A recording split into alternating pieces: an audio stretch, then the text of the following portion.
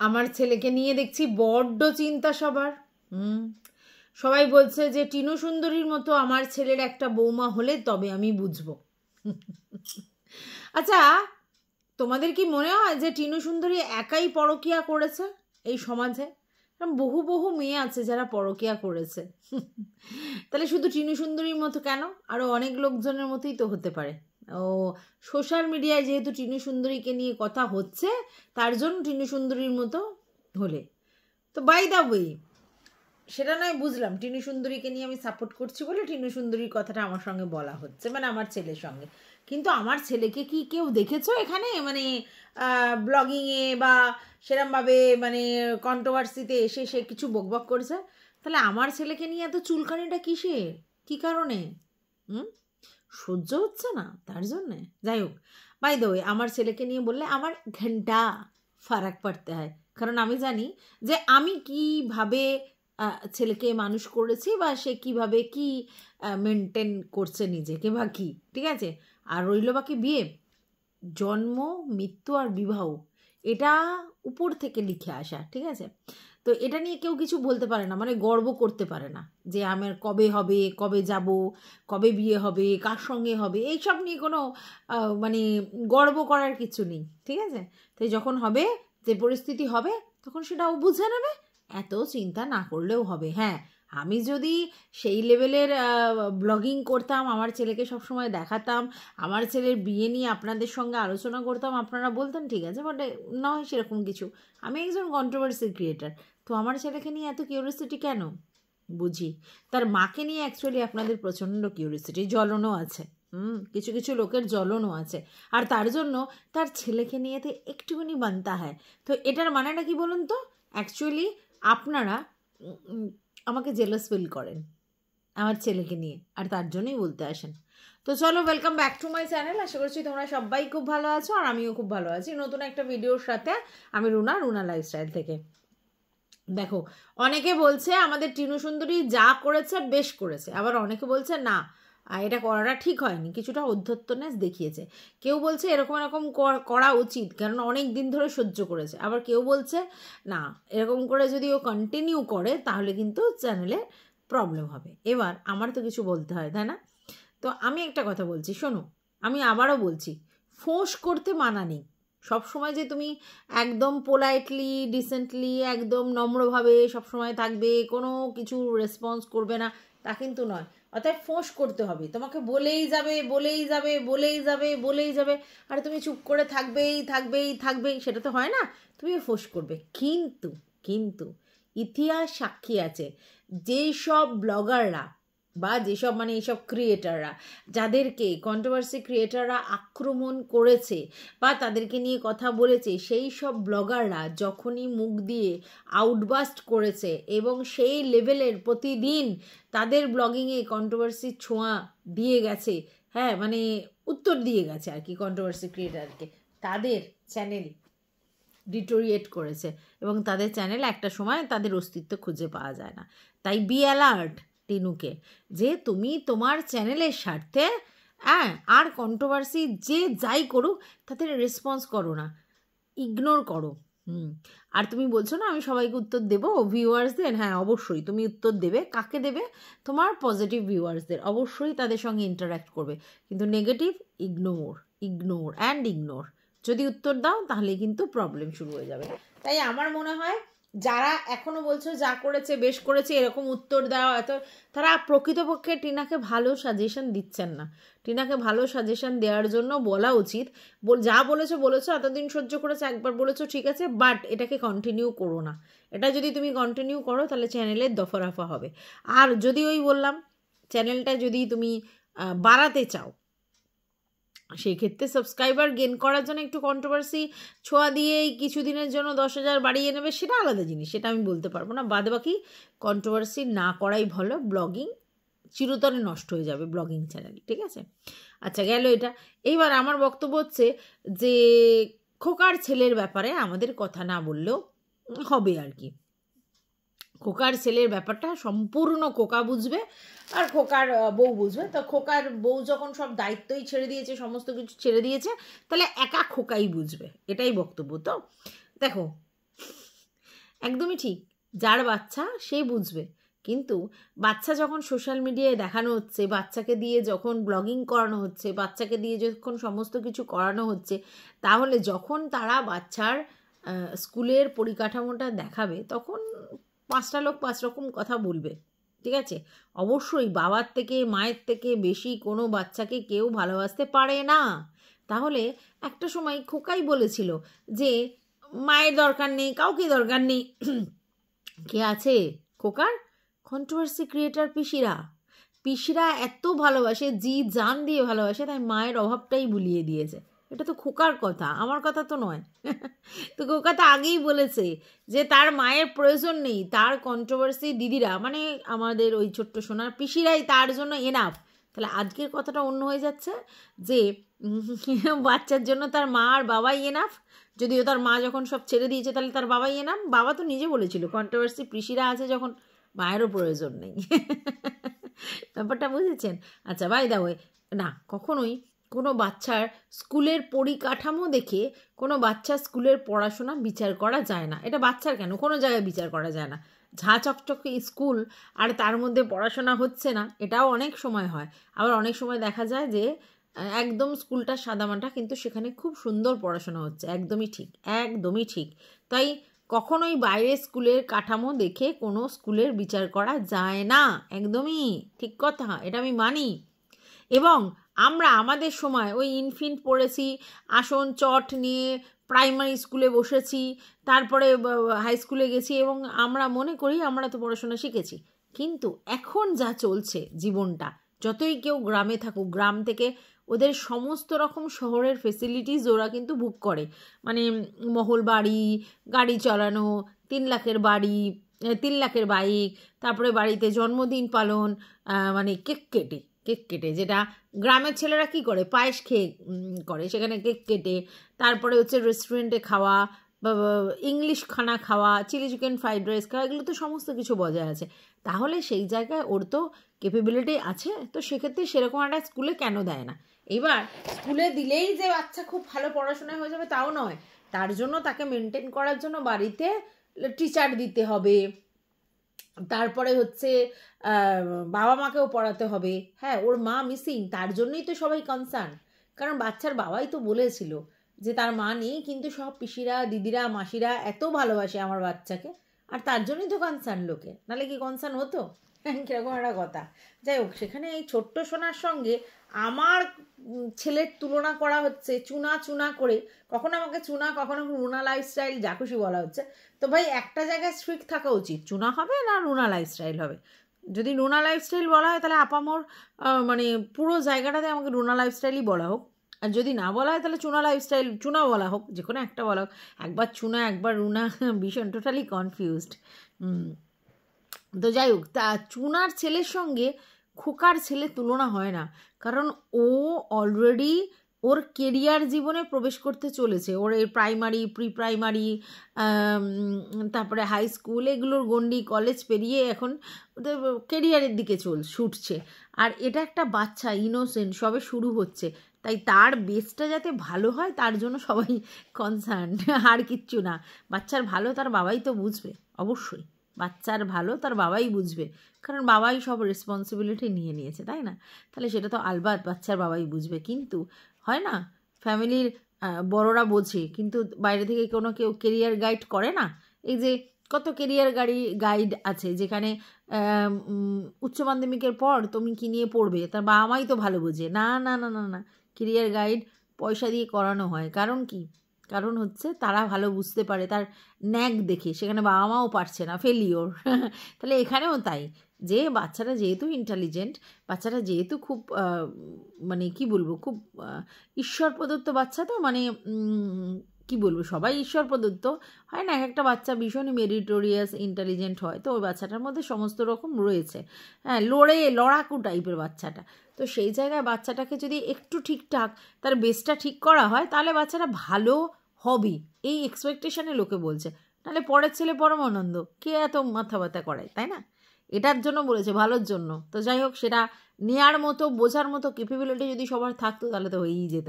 তো যেই না হয়েছে তখন এই চুনা তোমার বাচ্চা তোমার বাচ্চা। আরে ভাই, আমার বাচ্চাকে তোমরা বাচ্চা অবস্থায় দেখেছো? আমার বাচ্চা তো বুড়ো বাচ্চা বয়সে আমি 2-1বার ফটো দিয়েছি, এই যা। আমি তো ব্লগিং করে থোড়াই তাকে দেখিয়েছি, দেখাইনি তো।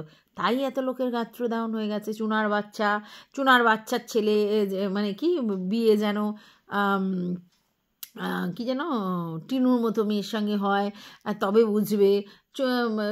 চুনার বাচ্চাকে নিয়ে বললে কেমন লাগতো? কেরম লাগবে? চুনার বাচ্চাকে নিয়ে তার মায়ের সঙ্গে শুয়ে দেওয়া হলো, সে তো চুনার বাচ্চাকে নিয়ে বলা হলো যে মা শেখাচ্ছে তাকে লিভ ইন করাতে, মা তার সঙ্গে লিভ ইন করে, আবার মাই শেখাচ্ছে লিভ ইন করাতে। তো এগুলো নোংরা কথাগুলো শুনে শুনে আমি মানে কি বলবো, আমার কান মাথা ঝাঁঝরা করে ফেলেছি। যদিও তাতে আমার ঘন্টা, কারণ যারা বলছে তাদের কি রুচি, তাদের কি বিকৃত মনস্ক, তাদের কি স্বভাব সবাই জানে। অর্থাৎ সেটা নিয়ে ওরিড হওয়ার মতো কিছু নেই। তো সেই জন্য এটা নিয়ে ফার্দার ডিসকাস করার মতো কিছু নেই। তবে হ্যাঁ, চুনার বাচ্চাকে নিয়ে বললে চুনার ঘন্টা ফারাক পড়ে, এটা কিন্তু আমি আগেও বলেছি, এখনও বলছি। কারণ কি, চুনা জানে তো তার বাচ্চার এলিজিবিলিটি সম্বন্ধে, ঠিক আছে? তো তার বাচ্চা কি, তার ওই বাচ্চার কতটা কি ক্ষমতা, বা তার বাচ্চা কি করতে পারে, বা তার বাচ্চা কি করেছে, বা তার নেচার কি, তার রুচি কি, সমস্ত কিছু সে জানে বাচ্চার ব্যাপারটা। তাই ওরিড নয়। কেউ যদি বলে যে চুনার বাচ্চাকে যদি বলা হতো, বলবে তাদের রুচি তারা বলবে, তো বলেই তো কত কথা। চুনার বাচ্চাকে নিয়ে তো টানাটানি হয় টানাটানি, প্রতিনিয়তই টানাটানি হয়। তো ঘন্টা ফারাক পড়তা হয়, ঠিক আছে? বলে যান, আপনারা বলে যান, কিচ্ছু যায় আসে না। আর চুনার বাচ্চার ব্যাপারে অনেকেই জেলাস, এটাও আমি বুঝতে পারি, কেন জানি না।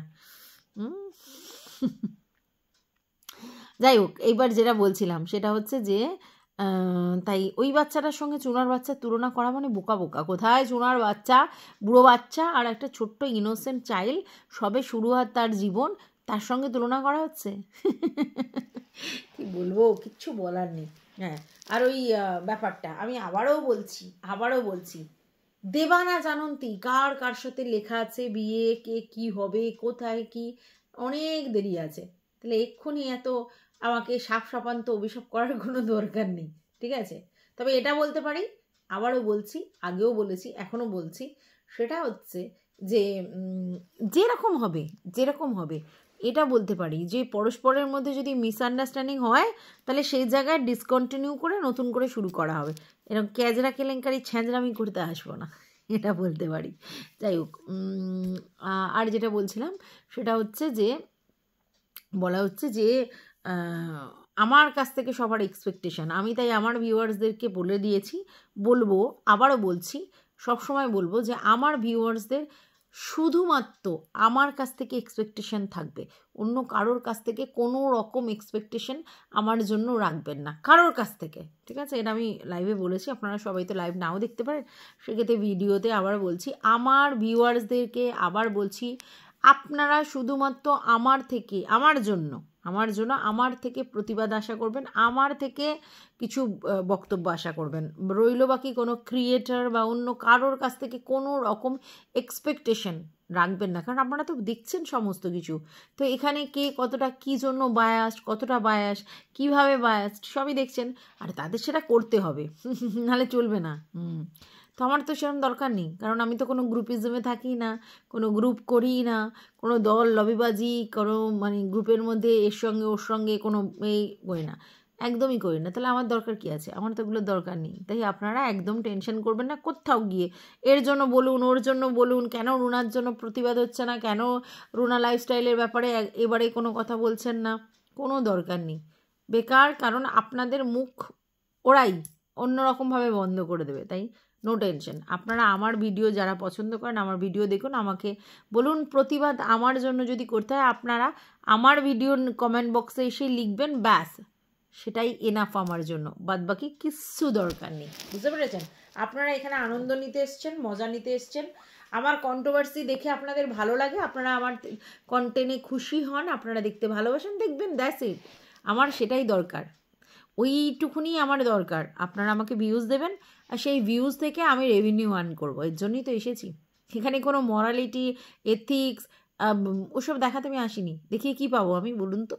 আছে এখানে কন্ট্রোভার্সি ক্রিয়েটারদের মধ্যে তো এই ব্যাপারগুলো থাকার দরকারই নেই, থেকে কী লাভ আছে? হ্যাঁ, আমি এটা বলতে পারি, আমি আমার নিজের স্বার্থে ভাষা কখনো খারাপ করব না, নোংরা ভাষায় কাউকে আক্রমণ করব না। আর বাদ বাকি আমি এখানে কন্ট্রোভার্সি করতে এসেছি, কোনো প্রতিবাদ কারোর জন্য আমি করতে আসিনি, আর আমি এক্সপেক্টও করি না আমার জন্য কেউ প্রতিবাদ করবে। যদি হ্যাঁ কেউ করে থাকে, কোনো ভিউয়ার্স, কোনো কন্ট্রোভার্সি ক্রিয়েটার বা যে কেউ, তাহলে সেটা আমার জন্য উপরই পাওনা, সেটাতে আমি অবশ্যই মানে কি বলবো, থ্যাঙ্কফুল তাদের কাছে।